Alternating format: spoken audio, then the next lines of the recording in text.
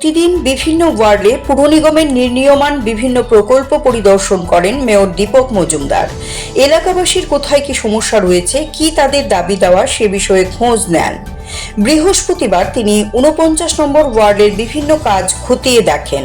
সেই সঙ্গে এলাকাবাসীর বিভিন্ন দাবি দেওয়া সম্পর্কে অবগত হন এবং কিছু ক্ষেত্রে দাবি পূরণের প্রতিশ্রুতি দেন।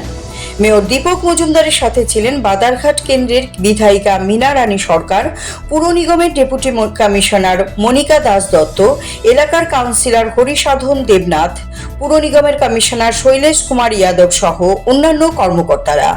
এই এলাকায় একটি কমিউনিটি হল নির্মাণের কাজ চলছে, সেটি পরিদর্শন করেন মেয়র। এদিকে এলাকাবাসী দাবি তোলেন রায় কলোনির পুকুরটি সংস্কার করে সেখানে প্রতিমা বিসর্জনের ব্যবস্থা করার। মেয়র জানান, আগামী ৩ মাসের মধ্যে কমিউনিটি হলটি ব্যবহারের সুযোগ পাওয়া যাবে।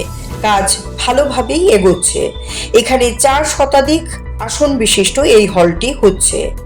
এদিকে রায় কলোনির পুকুর সংস্কারের ব্যাপারে প্রতিশ্রুতি দিয়ে বলেন, শীঘ্রই সংস্কারের কাজ শুরু হবে, তারপর সেখানে প্রতিমা ভাসানের ঘাট করা হবে।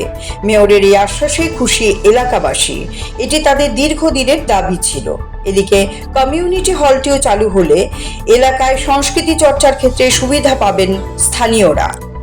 অন্তর্গত ৪৯ নম্বর ওয়ার্ডে আমরা এখানে একটা কমন হল তৈরি করা হচ্ছে।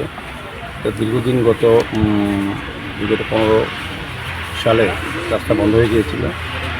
আমাদের কর্পোরেটর যিনি আছেন এনএসসি মেম্বার, তিনি আলোচনা রেখেছেন আমাদের কাউন্সিল মিটিংয়েও দাবিও রেখেছেন যে এই কমন হল যাতে দ্রুত শেষ করা যায় এবং এই এলাকার লোকের যে চাহিদা বা প্রয়োজন সেটা মেটানো যাবে অনেকটাই।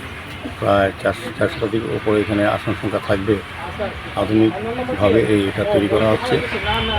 তো আজকে আমরা এখানে এটা পরিদর্শন এসেছি, কাজটা কতটা অগ্রগতি দেখার জন্য।